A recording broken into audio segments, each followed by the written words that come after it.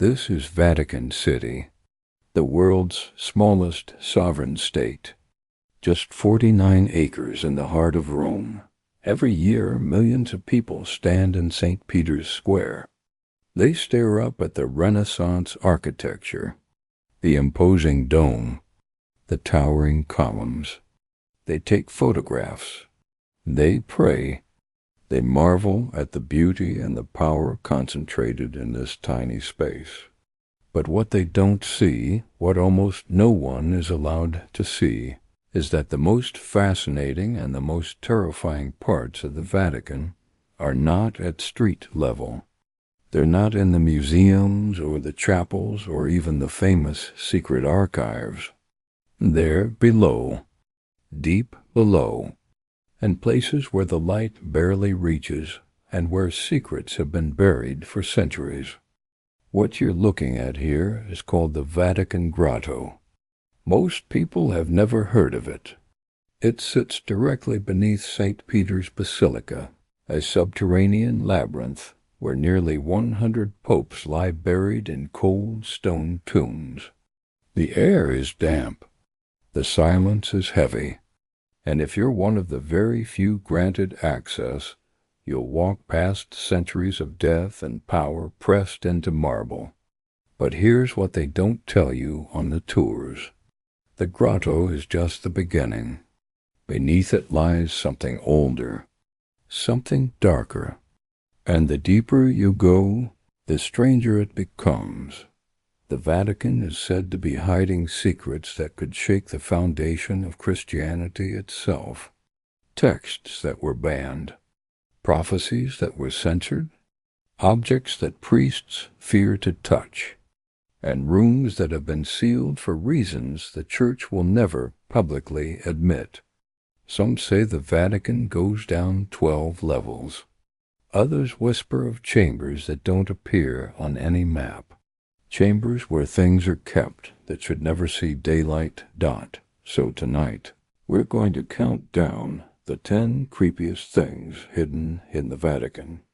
Things that have been locked away, suppressed, forgotten, or deliberately erased from history. And by the end, you'll understand why some truths are too dangerous to be known. Let's begin. The bone chapel deep within the Vatican Grotto, there is a chapel that most visitors never see. It's not marked on the public tour maps. It's not mentioned in guidebooks. But it exists. And it is decorated entirely with human bones. Skulls line the walls. Femurs form archways. Ribs create intricate patterns across the ceiling.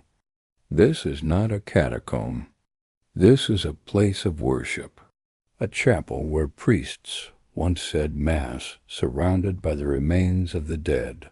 The chapel dates back to the medieval period, a time when the Church believed that proximity to holy relics, including the bones of saints and martyrs, brought spiritual power.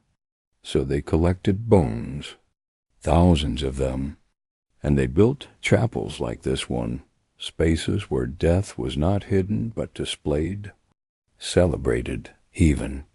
The idea was that praying among the dead brought you closer to heaven, that the bones themselves held divine energy. But here's what makes it creepy. No one knows for certain whose bones they are. The Church claims they are martyrs, saints, holy men and women who died for their faith. But there are no names, no markers, just bones, arranged in decorative patterns, stacked like art.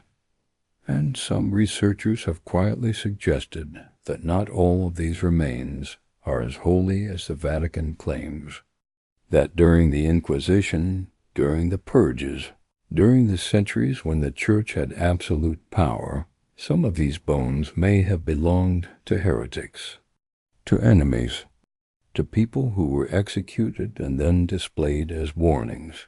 And there's another detail. The chapel is still blessed, still consecrated. Priests occasionally go down there to pray, Why? What are they praying for? And why do they need to do it in a room built from bones?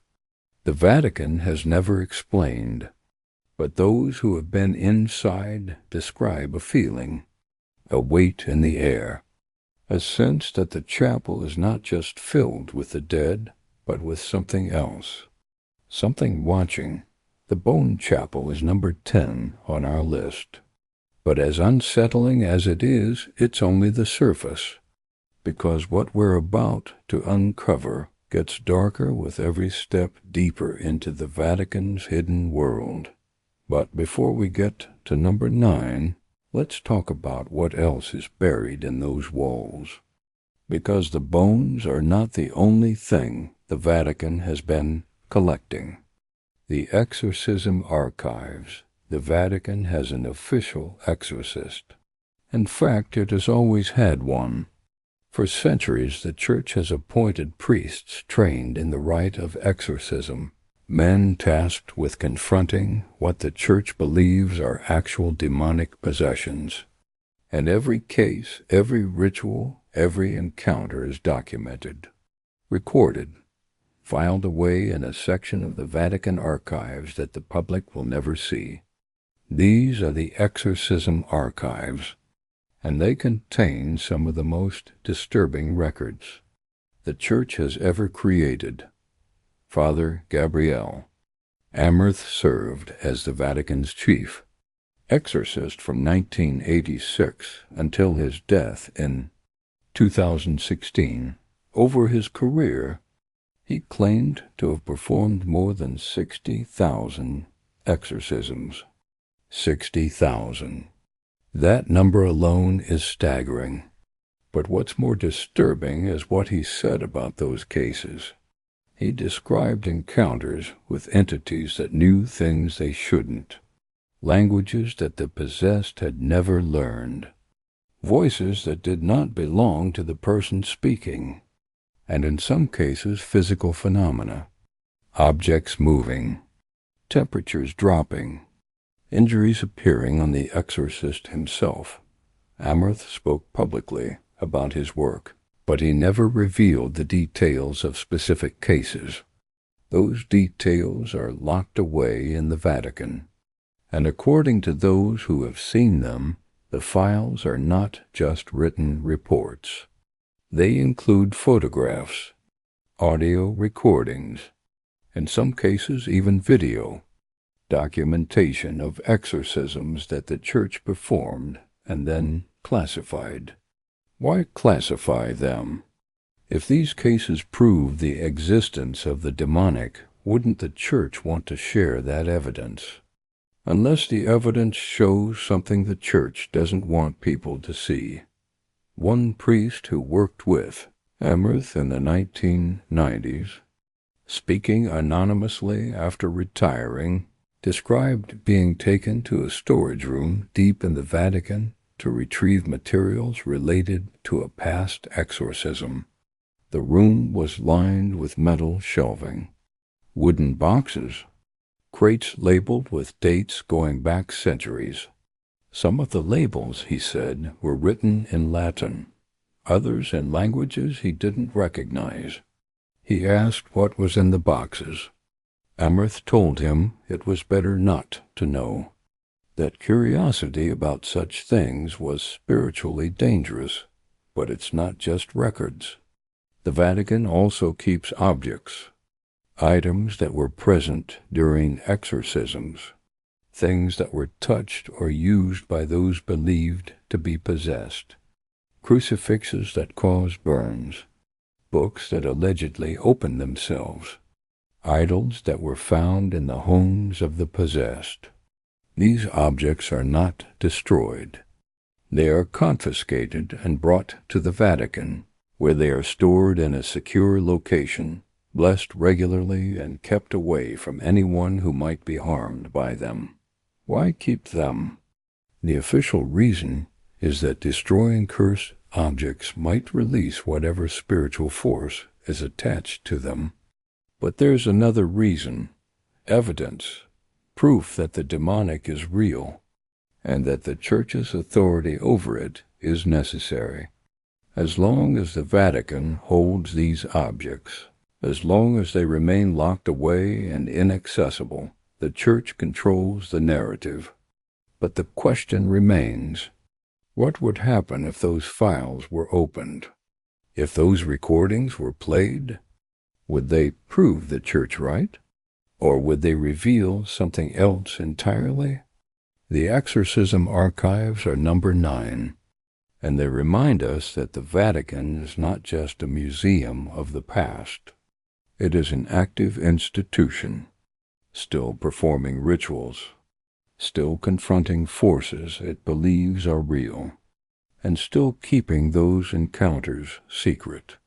But the next item on our list takes us from the spiritual to the prophetic, because buried in the Vatican are warnings, predictions, messages from the past that were never meant to be fully revealed. The forbidden prophecies of Fatima in 1917. 3 children in Portugal claimed the Virgin Mary appeared to them. She gave them 3 secrets, 3 prophecies about the future of the world and the Church. The first 2 were eventually revealed. They spoke of war, of suffering, and they came true. But the third secret was locked away for over 80 years, and when the Vatican finally released it in the year 2000, many believed they were given only part of the truth, that the real prophecy, the one that truly terrified the Church, was still hidden. The official version describes a vision, a bishop dressed in white, walking through a ruined city, climbing over corpses, and being shot down by soldiers. The Vatican claimed this referred to the 1981 assassination attempt on Pope John Paul II. A tidy explanation. But there's a problem. The Pope survived. The prophecy described death, and researchers who studied the original documents noticed something else. The released text was shorter than expected. It contained no spoken words from the Virgin, just images, and it ended abruptly. Sister Lucia, the only one of the 3 children to survive into adulthood, wrote down the secret in 1944. She sealed it with instructions. Do not open until 1960. By then, she said, the meaning would be clear. But when 1960 came, Pope John XXIII read it privately and ordered it resealed. No explanation, just silence. Decades passed, and when the Vatican finally released something, it didn't match what insiders had been whispering about for years, because before the release, Vatican officials had hinted at the content. Cardinal Ratzinger, the future Pope Benedict XVI, gave an interview in the 1990s.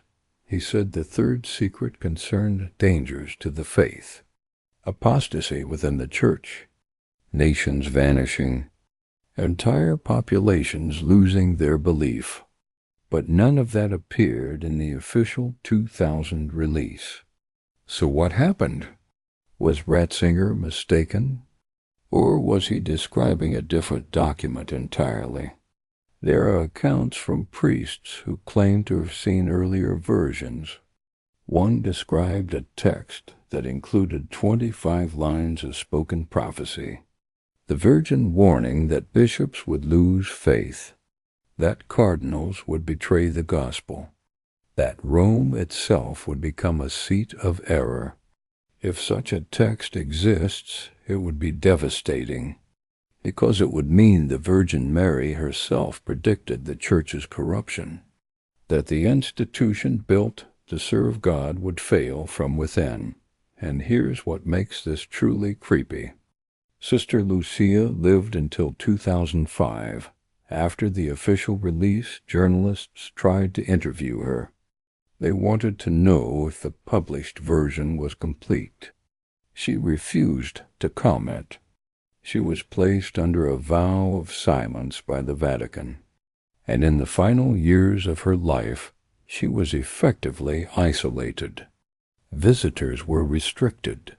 Her correspondence was monitored.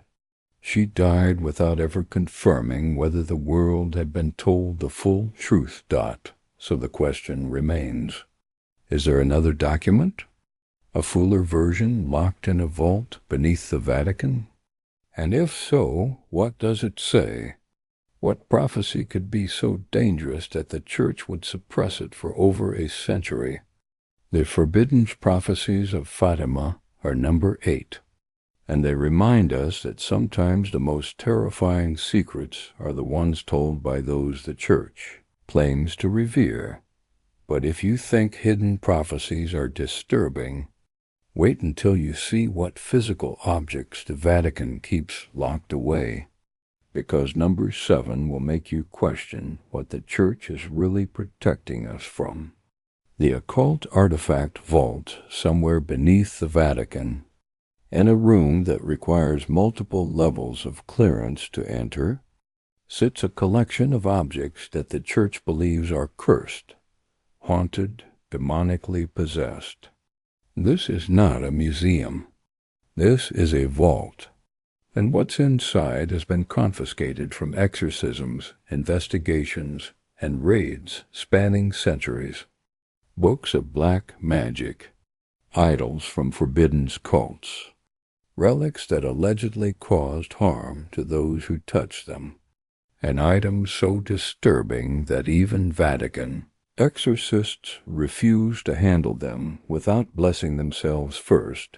The vault's existence is not officially acknowledged, but multiple sources, including former Vatican employees and priests who worked in exorcism cases, have described it.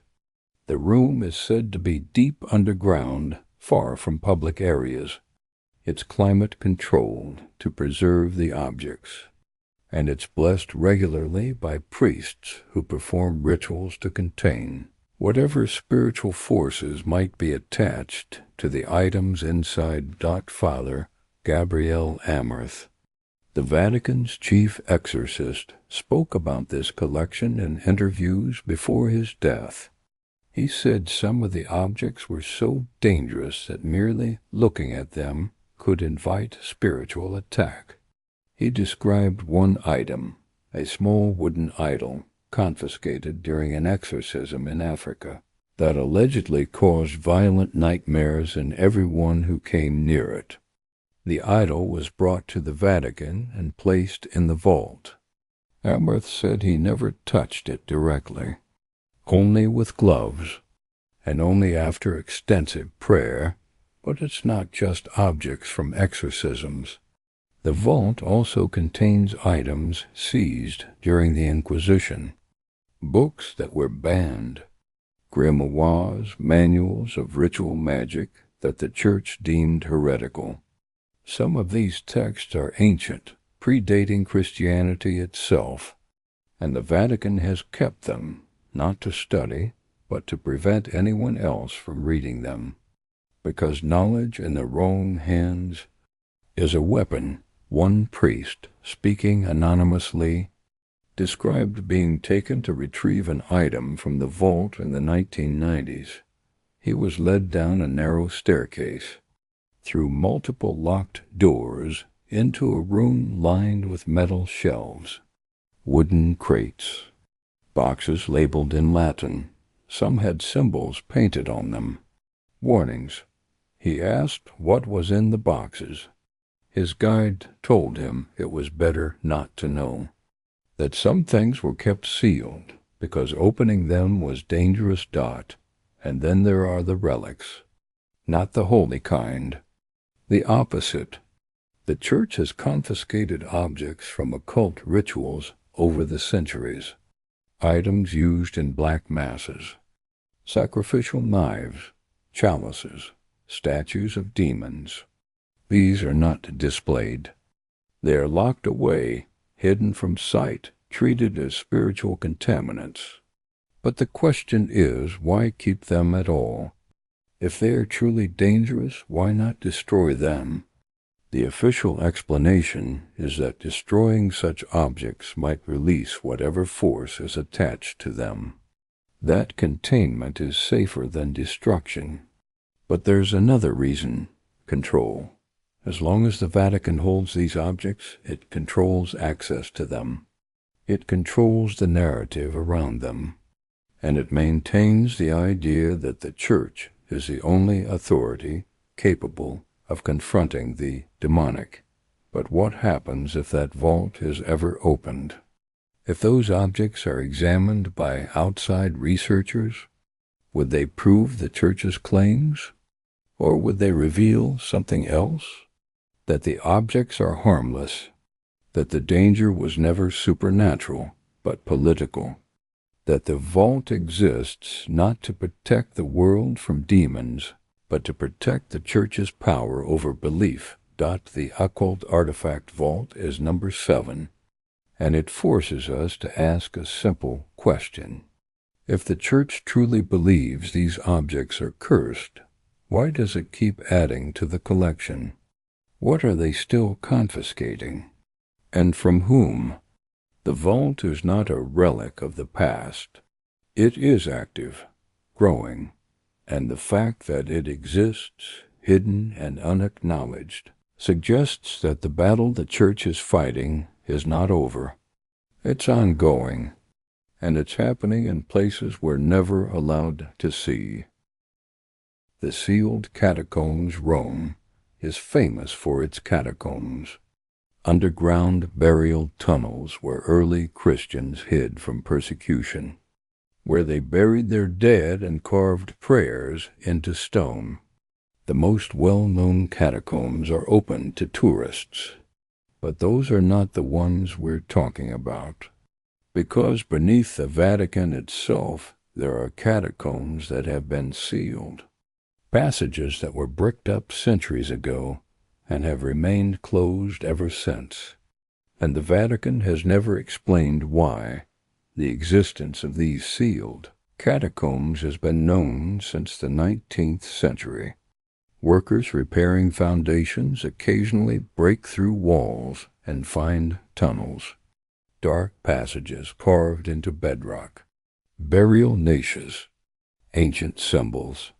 But every time this happens, the response is the same.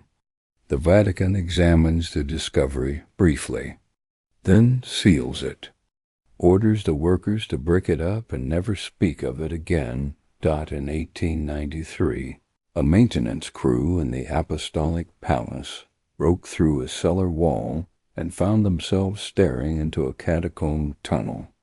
The passage stretched into darkness beyond the reach of their lanterns. They reported the find. Vatican officials arrived within hours. The tunnel was inspected. Then it was sealed with brick and plaster. No excavation, no documentation, just closure. One of the workers later wrote in his personal journal that he had seen burial niches carved into the walls, and that he had felt an overwhelming sense of dread standing at the entrance. He was relieved when the order came to seal it. Why seal a catacomb? The official explanation is always structural integrity, that opening these passages could destabilize the foundations. That water seepage is a risk. That collapse is possible. And all of that is true. Old tunnels are dangerous, but it doesn't explain why the Vatican seals them without documenting what's inside. Modern archaeology has tools: ground-penetrating radar, fiber optic cameras, techniques that allow exploration without risking structural damage. But the Vatican refuses to use them. And then there are the accounts from the 1940s. During the excavation of the Scavi, the ancient necropolis beneath St. Peter's, workers reported finding passages that didn't lead to the main burial street, narrow tunnels that descended at sharp angles. One worker volunteered to explore. He was lowered down on a rope. About 20 meters down, the rope went slack. When his colleagues pulled him back up, he was pale, shaking.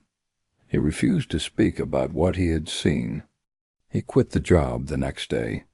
The passage was sealed with concrete, and no record of it appears in the official excavation reports. What could have frightened him that badly? The possibilities are grim. Some researchers believe that the sealed catacombs were used as dumping grounds, that during the Inquisition, during the centuries when the Church had absolute power, bodies disappeared. Heretics, enemies, people who asked too many questions, and their remains were hidden in places no one would ever find them. But there's another theory, that some of these catacombs contain texts, early Christian writings that were hidden during periods of persecution, gospels that didn't make it into the Bible, letters from apostles, documents that challenged the emerging orthodoxy. These texts would have been too important to destroy, but too dangerous to keep accessible, so they were sealed in tombs, and passages that were then closed and forgotten, until excavations in the 20th century began to rediscover them. And when that happened, the Vatican's response was not exploration. It was closure. Seal the passage. Forbid access. Let the texts remain hidden. Because if those documents were ever read, if they were translated and published, they would complicate the story the Church has been telling for 2,000 years. They would reveal that early Christianity was not unified, that multiple versions of the faith competed, and that the version that won was not necessarily the truest. Just the most powerful dot. The sealed catacombs are number 6, and they represent a choice, the choice to bury rather than confront, to hide rather than reveal, because some histories are easier to manage when they stay underground. But if sealed catacombs make you uneasy, number 5 will keep you up at night, because this one involves a conspiracy that reaches the highest levels of the Church, a secret so sensitive that those who know it are sworn to silence, and a prophecy that may already be unfolding. The third secret conspiracy. We have already talked about Fatima, about the prophecy that was suppressed for 80 years. But here's what makes it truly disturbing. There are people inside the Vatican who believe the third secret was never meant to be released at all, that it was supposed to remain hidden forever, and that when it finally came out in 2000, the version the public received was edited, softened, and missing the most terrifying part. Let's go back to 1960, the year Sister Lucia said the secret should be revealed. Pope John the 23rd opened the envelope. He read it, and then he did something strange. He resealed it. He told no one what it said, and he ordered it locked away again. Why? What could he have read that was so disturbing he refused to share it even with his closest advisors? There's a theory, and it's not from conspiracy theorists.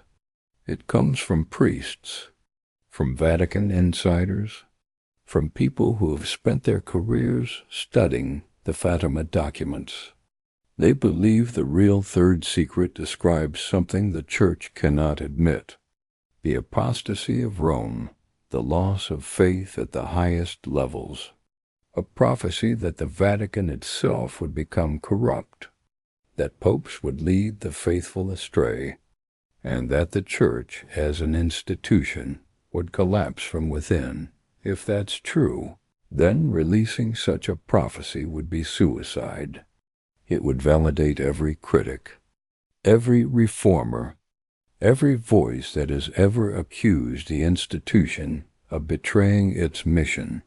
So the Vatican made a choice: bury the real secret, and release a sanitized version that points to something safer, an assassination attempt that already happened, a threat that has already been survived.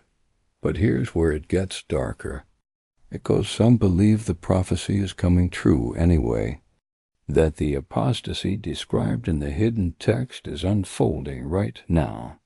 Look at the scandals: financial corruption, sexual abuse cover-ups, cardinals resigning, dioceses closing, entire populations walking away from the church. The faithful are losing trust. Priests are losing faith. And the institution is fracturing in ways that would have been unthinkable 50 years ago. Is this what the Virgin warned about in 1917? And if so, why didn't the Vatican act? Why hide the warning instead of heeding it? Unless the prophecy also said something else, that the corruption was inevitable, that the collapse could not be stopped, and that revealing the truth would only accelerate the fall. There's another disturbing detail. In 2010, Pope Benedict XVI made a statement during a trip to Fatima. He said the persecution of the Church comes not from external enemies, but from sin within, that the greatest threat to the Church is not atheism or secularism, but the sins of its own members. That statement shocked Vatican watchers, because Benedict was essentially confirming what the hidden prophecy allegedly said, that the enemy is inside. And then there's the final piece. Shortly after that statement, Benedict resigned. The first pope to voluntarily step down in nearly 600 years. He gave health reasons, but there are whispers, rumors from inside the Vatican, that he saw something, read something, learned something that convinced him he could not continue, and that his resignation was not just personal. It was prophetic. The third secret conspiracy is number 5. And it's not about what was hidden. It's about what's happening now. Because if the prophecy is real, if it described exactly what we're seeing unfold, then the question is not whether the Vatican will survive. It's whether it was ever supposed to. The book that predicts popes in 1139, an Irish bishop named Malachi arrived in Rome. During his visit, he claimed to receive a vision so clear and so complete that it terrified him. He saw every pope who would ever lead the Catholic Church. From his time until the very end, he wrote down what he saw in 112 short phrases, each one describing a future pope through symbols, names, or events. Then he sealed the prophecy and gave it to the Pope. For nearly 400 years it vanished, and when it resurfaced, people realized something chilling. The prophecies were coming true. The document is called the Prophecy of the Popes, and it's one of the most disturbing texts the Vatican has never officially endorsed, but can't quite dismiss, because the matches are too precise, too specific, and the prophecy has an ending.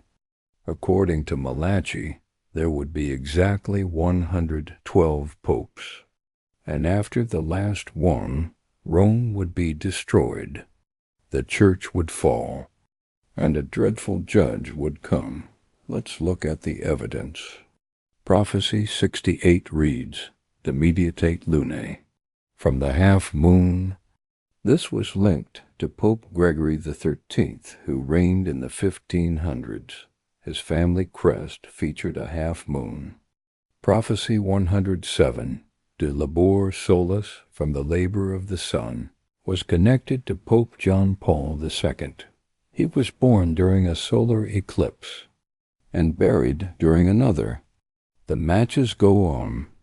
Pope after pope, century after century, skeptics argue the prophecies are vague, that you can make anything fit if you interpret loosely enough. And that's fair criticism. Some of the connections do require creative reading. But here's the problem. There are too many that don't. Names, symbols, events, all aligning in ways that defy simple coincidence. And the prophecy was written in 1139, over 800 years ago, long before most of these popes were even born. The Vatican's response? Silence. The Church has never officially recognized the prophecy, but it has never condemned it either. It exists in a strange limbo. Known, studied, but not acknowledged. And that silence says something. Because if the prophecy were obviously false, the Church would dismiss it. But if it's real, endorsing it would mean accepting its conclusion.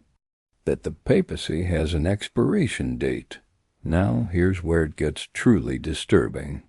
The prophecy lists 112 popes. The final entry is longer than the others. It reads, "In the final persecution of the Holy Roman Church, there will reign Peter the Roman, who will feed his flock amid many tribulations, after which the seven-hilled city will be destroyed, and the dreadful judge will judge his people." The seven-hilled city is Rome. The prophecy predicts its destruction. And depending on how you count, we are either at the 112th pope or very close to it. Pope Francis is often numbered as 112. If that's true, then according to Malachi, we are living in the final days of the Catholic Church, as it has existed for 2,000 years. But there's a complication. Francis is not named Peter. He's not Roman by birth. He's Argentinian. So either the prophecy is wrong, or there's one more pope to come. And some Vatican watchers believe that's exactly what will happen. That Francis will be followed by someone who takes the name Peter II, a return to the name of the first pope, a symbolic closing of the circle. And under his reign, the Church will face its final crisis. What kind of crisis? The prophecy speaks of persecution, tribulation, the destruction of Rome. But is that literal or metaphorical? Will Rome actually burn? Or is the destruction spiritual? A collapse of faith, a loss of authority, the end of the Church not by fire, but by irrelevance. There's another interpretation, one that Vatican insiders whisper about, but never confirm. What if Peter the Roman is not a person at all? What if it's a description of what happens after the papacy ends? That in the final persecution, leadership returns to the people, scattered believers, each one a Peter, trying to hold faith together without an institution, without Rome, a church that exists not in buildings or hierarchies, but in individual hearts. If that's true, then the prophecy is not predicting the end of faith. It's predicting the end of the Vatican's control over it. And that might be the most terrifying outcome of all for an institution that has based its power on the claim of unbroken succession. The prophecy also raises a darker question. If Malachi's vision was real, if he truly saw the future, then what else did he see? Did he see the scandals, the corruption, the abuse? Did he see a church that betrayed its mission? And if so, did he write that down too? Is there another document, a fuller account, locked away somewhere in the Vatican? A text that describes not just the succession of popes, but their sins? There's no proof of such a document.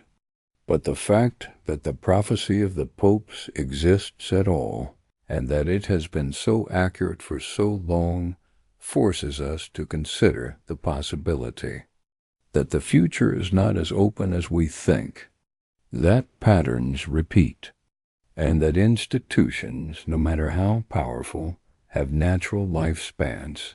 The Vatican cannot publicly engage with this prophecy, because doing so would mean admitting that the end is written, that the timeline is fixed, and that no amount of reform or renewal can change what is coming.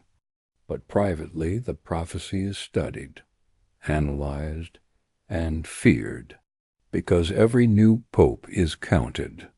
Every reign is measured against the list, and the closer we get to the end, the harder it becomes to ignore the book that predicts popes as number 4. And it forces us to confront a simple truth. That power, even spiritual power, is temporary. That empires rise and fall, and that the Vatican, for all its claims of eternal authority, may be approaching the final chapter of its story. The question is not whether the prophecy is true. It's whether anyone will be prepared when it is. Level 12. The deepest chamber. There's a number that appears in conversations among Vatican construction workers. A number that's whispered, but never officially confirmed. 12. Not a biblical reference. Not symbolism. A measurement. 12 levels beneath the surface. 12 floors down into the earth. And the deeper you go, the less the Vatican wants to talk about what's there. The concept of level 12 first emerged from testimonies of workers hired during excavation and reinforcement projects throughout the 20th century. These weren't Vatican employees. They were contractors, brought in for specific jobs, paid well, and required to sign strict confidentiality agreements. Most honored those agreements, but a few years or decades later spoke, and their accounts share disturbing similarities. One electrician, hired in 1958 to install wiring beneath the Apostolic Palace, described descending a series of staircases that seemed endless. He counted as he went down. 1 level, 2, 3. By the time he reached his assigned work area, he had counted 11. But he noticed something. The staircase continued, down into darkness. When he asked his foreman how deep the structure went, the foreman told him to focus on his work and stop asking questions. Later, during a break, he asked a Vatican maintenance worker the same question. The man looked at him for a long moment, then said quietly, 12, maybe more. But no one talks about the bottom. What's on level 12? Officially nothing. The Vatican does not acknowledge that the structure descends that far, but the accounts from those who have been close to it describe something different. The upper levels, the grotto, the scavi, they feel ancient but recognizable. Stone corridors, burial chambers, spaces that make historical sense. But the deeper you go, the stranger it becomes. Workers describe sections where the stone is cut with unusual precision, walls that are perfectly smooth, corners that meet at exact right angles, a level of craftsmanship that doesn't match medieval or even Roman techniques. One engineer brought in during the 1970s to assess structural stability described being taken to what he was told was level 10, but as he worked, he noticed the floor beneath him was not bedrock. It was poured concrete, recent concrete. He asked why. His liaison said it was part of a modernization effort. But modernization for what? And why pour concrete at that depth unless you're sealing something below? He didn't voice his suspicion at the time, But later, as he was preparing to leave, he saw a service elevator. Old, industrial, the kind used to move heavy equipment. He asked where it led. His liaison hesitated, then said it was for maintenance access only, not part of his assignment. But as the engineer was packing his tools, he saw 2 Vatican workers enter the elevator with a steel cart. Sealed containers. Heavy locks. The elevator descended, and when he glanced at the control panel, he saw buttons for 12 levels. What requires an industrial elevator at that depth? The practical answer is storage, supplies, equipment, but the containers he saw were not labeled. They were sealed, and the workers handling them moved with a carefulness that suggested the contents were either valuable or dangerous. When he asked casually what was being transported, he was told it was classified, and that he should finish and leave. He did, and he never returned. Then there are the rumors of what's actually down there. These are harder to verify, but the pattern is consistent. Rooms that don't feel like storage. Spaces that feel ceremonial. One worker, hired in the early 1990s, described being led down to what he believed was level 11 or 12. The corridor ended in a series of doors. Most locked, but one was open. He glanced inside. The room was circular, perhaps 20 meters across, domed ceiling, and the walls were covered in symbols. Not Christian, not Roman, something older. He asked what the room was for. His guide said it was old storage, no longer in use, but it didn't look like storage. It looked like a gathering space, a place designed for ritual. He didn't press further, but years later, he tried to research the symbols, drawing them from memory. A historian told him they resembled pre-Christian religious markings, possibly Etruscan, maybe older, but without photographs, identification was impossible, and he had no way to go back. The room, if it still exists, remains sealed behind locked doors in a level the Vatican won't admit to having. There's one more detail that appears across multiple accounts. A sound.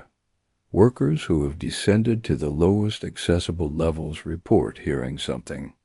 Not voices, not machinery. A hum, low, almost subaudible, felt more than heard. Some describe it as unsettling. Others say it's strangely calming. One worker said it reminded him of standing in an empty cathedral, as if the air itself were charged with something unspoken. But this was not a cathedral. It was deep underground, far from any church, far from any altar.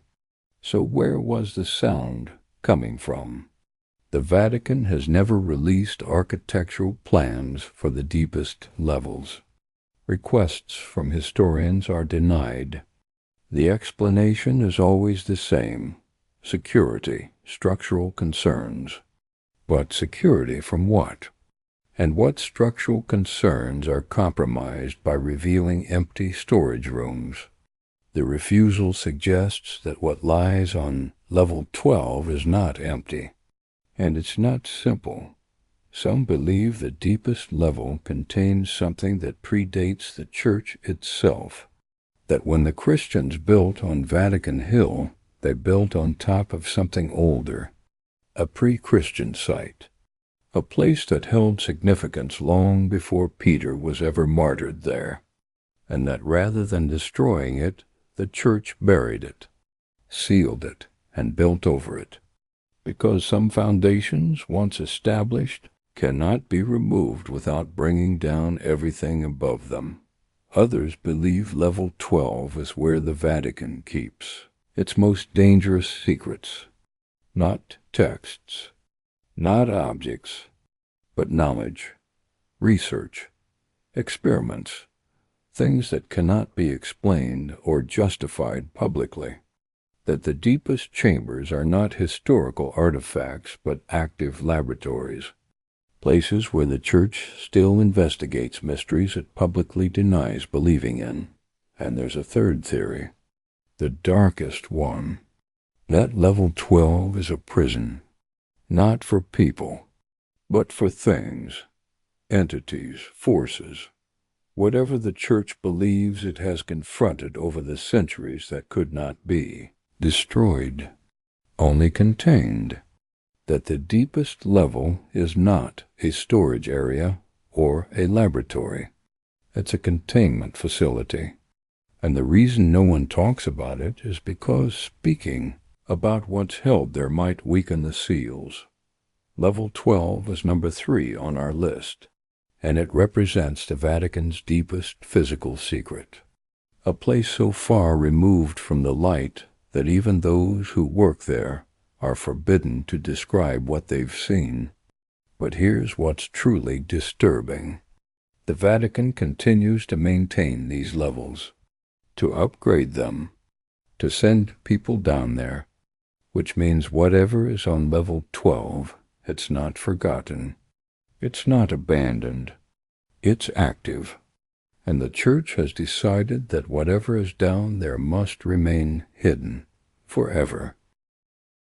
The Vatican's possession files the Catholic Church does not deny the existence of demonic possession. It has an official position, a doctrine, and a protocol. When someone is believed to be possessed, a trained exorcist is called. A ritual is performed, and everything is documented. Every word, every event, every sign of what the Church believes is a genuine encounter with evil. These documents are filed away in a section of the Vatican archives that is among the most restricted in existence. These are the possession files, and what they contain is more disturbing than most people can imagine. Father Gabriel Amherst, who served as the Vatican's chief exorcist for 30 years, claimed to have performed over 60,000 exorcisms. That number is staggering, but what's more unsettling is his insistence that many of those cases were genuine, that the people he encountered were not suffering from mental illness, not experiencing psychological breaks, but were genuinely afflicted by something external, something intelligent, something malevolent. Amherst described cases where the possessed spoke languages they had never learned, ancient languages, dead languages, Latin, Aramaic, even older dialects that scholars struggled to identify. He described voices that did not match the person's vocal cords, deep, guttural, multiple, voices speaking simultaneously from one mouth. And he described knowledge, the possessed revealing private information about the exorcist, about his past, about his sins, things they could not possibly know. But it wasn't just words. Amherst described physical phenomena, superhuman strength, people throwing grown men across rooms, objects moving without being touched, temperatures dropping suddenly, and in some cases, injuries appearing on the exorcist's body during the ritual, scratches, bruises, burns, wounds that had no natural explanation. All of this was recorded, written reports, photographs, in later decades, audio recordings, and in some cases, video. The Vatican has documented these encounters systematically, not to disprove them, but to study them, to understand them, and to keep the evidence under lock and key. Why? If these cases prove the existence of the demonic, if they validate the Church's teachings about spiritual warfare, why not share the evidence? Why not publish the recordings and show the world that evil is real and that the Church is the only institution capable of fighting it?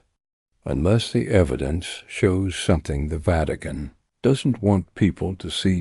One possibility is that the recordings are too disturbing, that showing them would cause panic, psychological harm, that some things are better left unseen.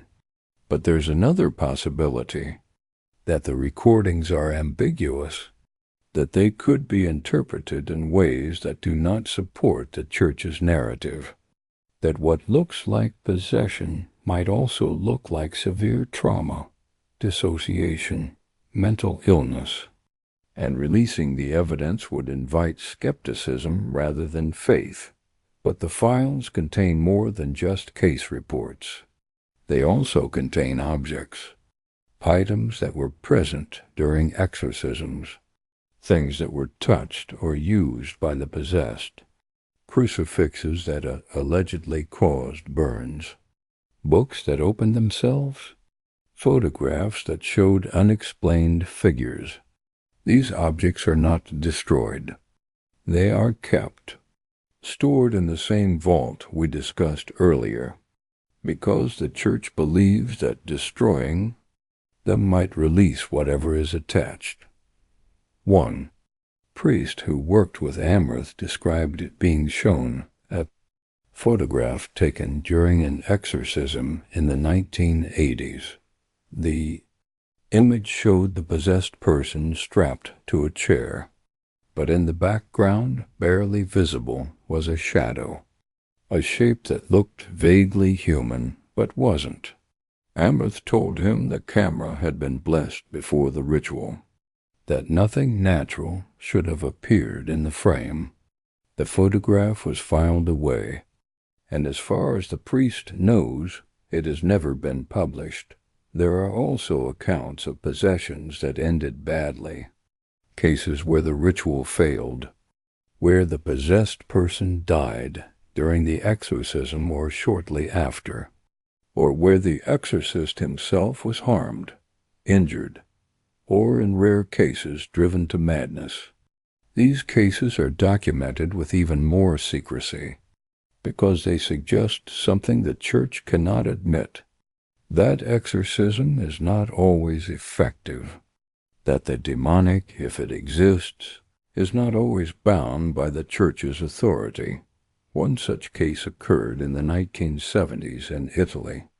A young woman was brought to the Vatican for an exorcism after multiple priests in her home diocese failed to help her.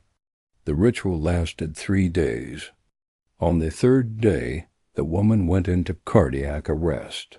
She was revived but suffered severe brain damage. She lived the rest of her life in a vegetative state. The exorcist involved never performed another ritual. He left the priesthood a year later and has refused to discuss the case publicly. But the file exists, sealed, classified, a reminder that not every story has a triumphant ending.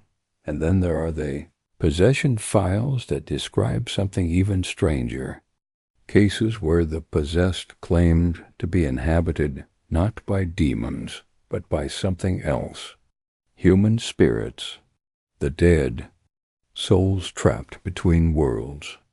The Church's official position is that necromancy, communication with the dead, is impossible and heretical. But the files document cases where the possessed spoke in voices that matched deceased individuals, used mannerisms, revealed information that only the dead person would know. These cases are among the most heavily suppressed, because they suggest the afterlife is not as the Church teaches, that spirits can return, that the boundary between life and death is more porous than doctrine allows. What's truly chilling is that the Vatican continues to perform exorcisms. Right now, today, the files are not historical artifacts. They are growing new cases, new reports, New evidence of encounters the Church believes are real, which means the battle, as the Vatican sees it, is ongoing. That evil is not a thing of the past, but a present threat, and that the Church is still fighting it in ways the public never sees. The possession files are number 2, and they force us to confront an uncomfortable question. If the Church truly believes these files document real supernatural encounters, then why hide them? Why not use them to prove the faith? Unless the truth is more complicated, that the files document something real, but not what the Church claims. Or worse, that they document failures, cases where prayer was not enough, where ritual did not work, where the Church's power over evil was revealed to be limited, human, and fallible. The lost Gospels they buried, the Bible as we know it is not complete. That's not a theory. It's a fact. The New Testament contains 4 Gospels: Matthew, Mark, Luke, and John. 4 accounts of Jesus' life and teachings. 4 voices chosen from dozens, because there were other Gospels, other accounts, other versions of the story written by people who claim to have known Jesus or been taught by his followers, and the Church made a deliberate choice to include some and to bury the rest. These are called the Gnostic Gospels, the Lost Gospels, and they tell a very different story than the one you learned in Sunday school. They describe a Jesus who taught secret knowledge, who spoke about the divine spark within each person, who said the kingdom of God is not something you wait for, but something you discover inside yourself. These teachings did not fit the version of Christianity that the Church was building, a version that required hierarchy, authority, a priesthood standing between believers and God, so the texts were labeled heretical, and they were destroyed. Or so the Church thought. In 1945, a farmer in Egypt was digging for fertilizer near the town of Nag Hammadi. His shovel struck something hard, a clay jar. Inside were 13 leather-bound books, ancient manuscripts written in Coptic. When scholars translated them, they realized what had been found: the Gnostic Gospels, texts that had been hidden for over 1,500 years, buried by monks who could not bring themselves to destroy them, but dared not keep them accessible. One of those texts is the Gospel of Thomas. It contains 114 sayings attributed to Jesus. No birth narrative, no miracles, no crucifixion, just teachings, and some of them are deeply unsettling to traditional Christianity. Saying 3, the kingdom is inside you and outside you. When you know yourselves, then you will be known. Saying 70, if you bring forth what is within you, what you have will save you. If you do not, what you do not have will destroy you. This is not the Jesus of the Church. This is a teacher telling people to look inward, to find divinity within themselves, not to wait for salvation from an institution. And that message in the 4th century, when the Church was consolidating power, was dangerous, because if people could access the divine directly, what did they need priests for? What did they need the Church for? So the Gospel of Thomas was excluded, banned, and anyone caught reading it risked being labeled a heretic. The same fate befell dozens of other texts. The Gospel of Mary Magdalene, which portrayed her as Jesus' closest disciple and a leader of the early movement. The Gospel of Philip, which hinted at a deeper relationship between Jesus and Mary. The Gospel of Judas, which reframed his betrayal as an act of obedience, not treachery. These texts were not lost by accident. They were suppressed. In 367 A.D., Bishop Athanasius of Alexandria issued a letter, a decree listing which books were acceptable scripture and which were not. The 4 Gospels we know were approved. Everything else was forbidden. And bishops across the Christian world were ordered to destroy the banned texts. Most complied. But some, like the monks near Nag Hammadi, could not bring themselves to burn what they believed was sacred. So they hid them instead. The question is, what else is hidden? The Nag Hammadi texts were a fluke discovery, a farmer digging in the desert. But the Vatican has been excavating beneath its own foundations for over a century, and it has found chambers, sealed rooms, passages that lead to places filled with ancient texts. Are there more Gospels down there? More accounts that challenge the official story? And if so, why has the Vatican never published them? One researcher who studied the Nag Hammadi texts believes the Vatican is sitting on a collection of similar documents. Texts discovered during excavations in the 1940s and 1950s, but never released. He points to references in internal Vatican memos, mentions of Coptic manuscripts requiring doctrinal review, boxes labeled with catalog numbers that do not correspond to any publicly accessible archive. When he requested permission to examine these materials, his request was denied. No explanation, just silence. And then there's the matter of what the lost Gospels actually say.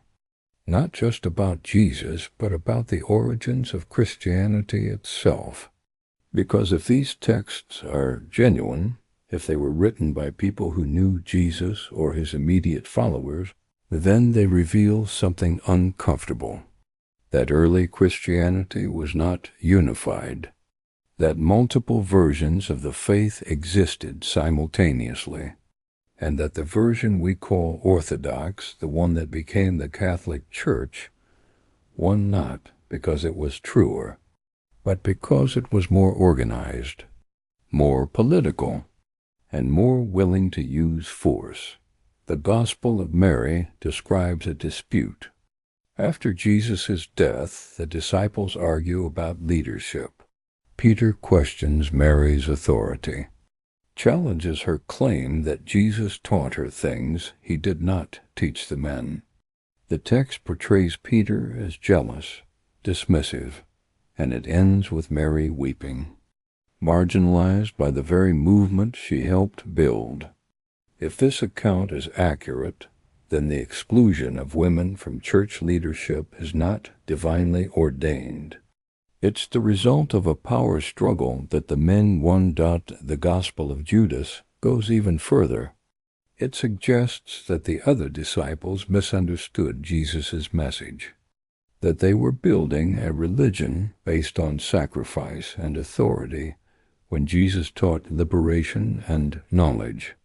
In this version, Judas is the hero, the only disciple who truly understood, and his betrayal was not treachery, but the fulfillment of a plan Jesus himself designed.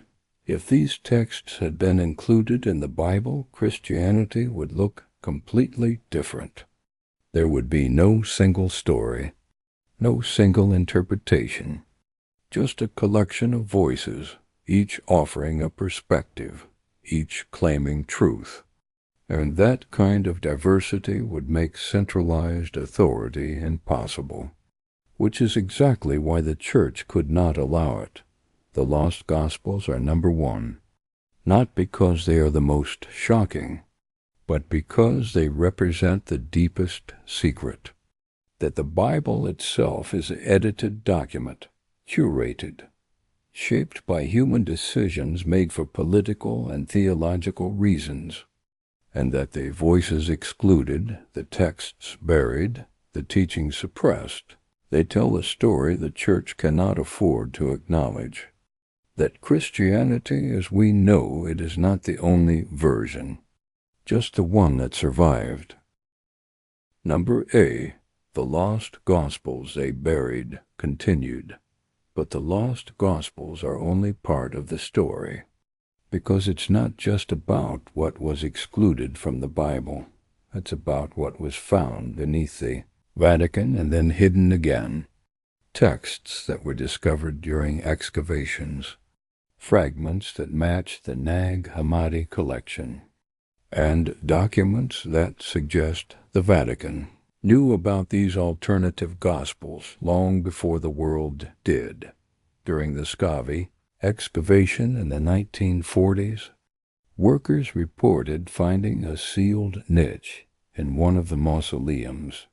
Inside was a collection of scrolls, not Roman funerary texts, not pagan documents, Christian writings, in Greek and Coptic. The scrolls were carefully removed and taken to Vatican scholars for examination, and then they disappeared from the public record. No translations were published. No announcements were made. The only evidence they existed comes from workers who saw them in a brief mention in an internal Vatican memo that surfaced decades later. What was in those scrolls? We don't know, but the timing is significant. This was 1947, 2 years after the Nag Hammadi discovery. The Vatican would have known that alternative Gospels were surfacing in Egypt, and if similar texts were found beneath St. Peter's, beneath the supposed tomb of the first pope, it would have been catastrophic, because it would mean that even in the heart of the Church, in the holiest ground in Catholicism, the suppressed texts had survived, hidden, waiting. There's another detail. In the 1960s, a Vatican librarian working in the restricted archives came across a catalog entry for a document labeled Evangelium Secretum Petri, the secret Gospel of Peter. The entry included a brief description, a first-person account attributed to Peter describing Jesus' teachings after the resurrection.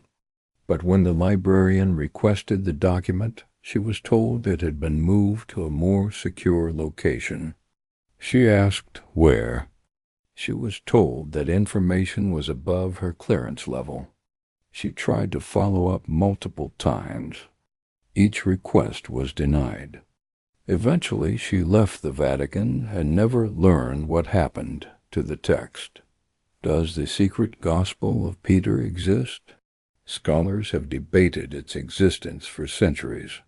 Fragments of a text with that name were found in Egypt in the 1880s, but the Vatican version, if it exists, would be different, complete, and authenticated. A gospel written by the first pope himself, describing teachings that did not make it into the canonical Bible. If such a text were ever published, it would force the Church to explain why. Peter's own words were not included in Scripture, but here's the most disturbing possibility, that the Vatican has not just hidden these texts. It has studied them, analyzed them, and used them internally. Because if the lost Gospels contain teachings that the Church publicly rejects but privately recognizes as authentic, then the hierarchy might be operating with knowledge the faithful are denied. A two-tier system. One version of Christianity for the masses, and another, deeper version, accessible only to those at the highest levels. There are hints of this in church history. Secret teachings passed from pope to pope, rituals that are never performed publicly, and the tradition of the papal secret, information given only to the pontiff and not shared even with cardinals. What if some of that secret knowledge comes from the texts the Church buried? What if the Vatican knows the Bible is incomplete and has chosen to keep the missing pieces locked away? One theologian who spent years studying the Gnostic texts believes the Vatican is terrified of what full disclosure would mean, not just theologically, but institutionally. Because if the lost Gospels were mainstream, if they were taught alongside Matthew, Mark, Luke, and John, the entire structure of the church would be questioned. The need for priests, the authority of the Pope, the claim that salvation comes only through the institution. All of it would collapse, because the core message of the Gnostic texts is that the kingdom of God is within, not mediated by a church, not controlled by an institution, just there, waiting to be discovered by anyone willing to look. And that message, 2,000 years ago, was a death sentence for those who preached it. The church hunted Gnostics, burned their books, executed their leaders, not because they were preaching falsehood, but because they were preaching freedom, freedom from religious authority. And that could not be tolerated. Today, the Vatican no longer burns books. It doesn't execute heretics, but it still controls access. It still decides what gets published and what stays hidden. And it still treats the lost Gospels as dangerous, not because they're false, but because they're true, just a different truth than the one the institution was built on. The final piece of this puzzle is what the lost Gospels say about Jesus himself. Because if you read them, if you study the full range of early Christian texts, a different picture emerges. Not the Jesus of the church, not the sacrificial lamb whose death atones for sin, but a teacher, a mystic, a revolutionary who challenged both religious and political authority and paid for it with his life. A man who taught that divinity is not distant, but immediate, not earned through obedience, but recognized through awakening, that Jesus is harder to control, harder to contain within doctrine, and much harder to use as justification for institutional power. So the texts that portrayed him that way were buried, and the versions that emphasized his uniqueness, his divinity as separate from humanity, his role as intermediary between God and man, those were elevated, not because they were more accurate, but because they were more useful. The lost Gospels they buried are number one, because they represent the ultimate secret, that the foundation of Christianity is not solid, that the story we've been told is incomplete, and that somewhere beneath the Vatican and sealed chambers and locked vaults, the missing pieces still exist, waiting, not for the church to release them, but for someone brave enough to ask why they were hidden in the first place. The secret they'll never tell we've descended through 9 levels of secrets, from bone chapels to exorcism archives, from suppressed prophecies to forbidden Gospels, from sealed catacombs to the deepest chambers beneath the Vatican. And with each revelation, the pattern becomes clearer. The Vatican is not just a church. It's a vault, a fortress built to contain knowledge that could unravel 2,000 years of carefully constructed authority. But here's the question we need to ask. Why? Why go to such extraordinary lengths to hide these things? Why seal tunnels instead of exploring them? Why lock away texts instead of publishing them? Why suppress prophecies instead of heeding them? The answer is not as simple as conspiracy. It's about survival, institutional survival, because every secret we've uncovered tonight threatens the same thing. the narrative of unbroken truth, of divine authority, of a church that has always been right, always been pure, always been guided directly by God. That narrative cannot survive transparency. It cannot survive the lost gospels that show Christianity was never unified. It cannot survive the prophecies that predict the church's own collapse. It cannot survive the possession files that document failures. And it cannot survive the evidence that the Vatican was built on top of pagan foundations, literally and metaphorically constructed from the ruins of what came before. So the secrets stay buried, not because they're dangerous to humanity, but because they're dangerous to the institution. And the Vatican has made a choice that protecting its own authority is more important than revealing the full truth, that maintaining control over belief is more valuable than admitting uncertainty, that the power to decide what is sacred and what is heretical must never be questioned. But power like that comes with a cost, and we're seeing that cost play out in real time. Church attendance is collapsing. Trust in religious institutions is at historic lows, and the scandals keep coming. Financial corruption, sexual abuse, cover-ups that reach the highest levels. Every revelation chips away at the foundation, and the more the church tries to control the narrative, the more people walk away. Maybe that's what the prophecies were warning about. Not an external enemy, not persecution from atheists or secularists, but internal collapse, the weight of secrets becoming too heavy to bear, the distance between what the church claims to be and what it actually is becoming impossible to ignore. Think about what we've covered tonight. A bone chapel where the dead are displayed like art, with no explanation of who they were or why they're there. Exorcism files documenting encounters that the church believes are real but refuses to share. Prophecies predicting the fall of Rome that the Vatican has spent decades trying to suppress.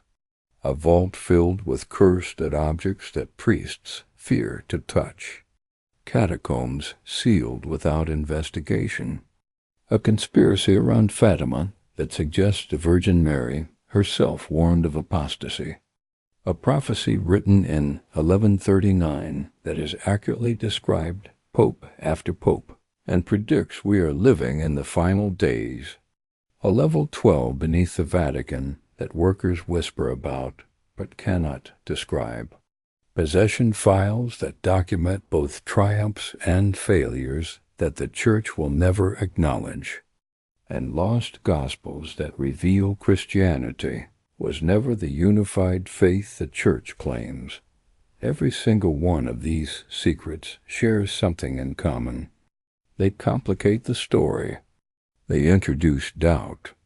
They suggest that the truth is messier, darker, and more uncertain than the church wants to admit. And in an institution that has built its entire authority on the claim of absolute truth, doubt is the ultimate threat. But here's what the Vatican may not have anticipated: that hiding secrets in the modern age is nearly impossible. Information leaks. Workers talk. Documents surface. And the more the church tries to maintain control, the more suspicious people become.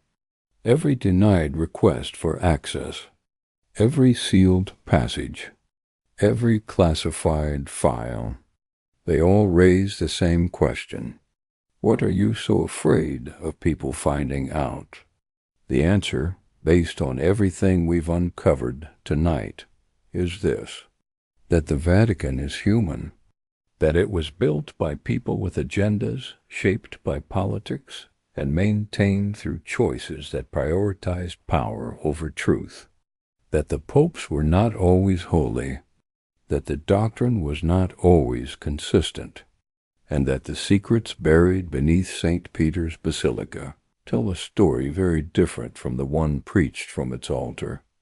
Does that mean Christianity is false? No. Faith and institution are not the same thing.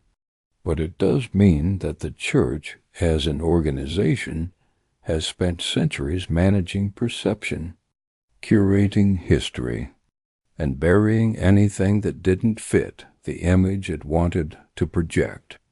And now that strategy is failing, because the buried secrets are surfacing, not all at once, but slowly, persistently, like water seeping through cracks in a foundation duct. So what happens next? One possibility is that the Vatican continues, as it has, denying, deflecting, keeping the doors locked and hoping the questions eventually stop. But history suggests that approach has a shelf life, that institutions which refuse to adapt eventually collapse under the weight of their own contradictions. Another possibility is that the Church makes a radical choice to open the vaults, to release the files, to admit that its history is complicated and that the secrets exist not because the Church is evil, but because it is human. That transparency, even painful transparency, might be the only path to rebuilding trust. But that would require humility, and institutions built on claims of divine authority struggle with humility.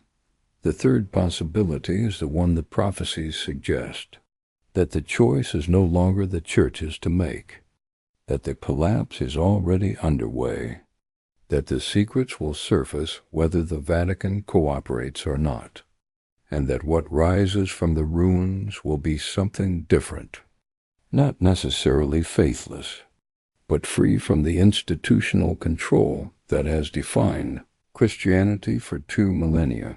We've counted down the 10 creepiest things hidden in the Vatican. But the real secret, the one that ties all of them together, is simpler and more profound.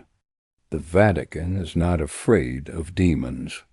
It's not afraid of prophecies. It's not even afraid of the past. What it's afraid of is the truth that its power was never as absolute as it claimed, that its knowledge was never as complete, and that the foundation it built, brick by brick, secret by secret, is not solid enough to survive full exposure. So the question is not what else is buried beneath the Vatican. The question is what will happen when the last door is finally opened, when the final seal is broken, and when the secrets that have been hidden for centuries are finally brought into the light. Will faith survive? Will the institution? Or will we discover that some truths once buried should have stayed that way? Tonight we've opened a door. We've shown you what lies beneath. But there are more doors, more levels, more chambers that have never been explored. And somewhere, deep in the darkness beneath St. Peter's Basilica, the final secret waits, not in a file or a text or a prophecy, but in the simple recognition that the Vatican, for all its power and all its history, is just another human institution, built on hope, corrupted by time, and hiding in its deepest vaults the one thing it can never admit, that it doesn't have all the answers, and it never did. The secrets are buried, but they're not gone, and sooner or later the earth gives up what it holds,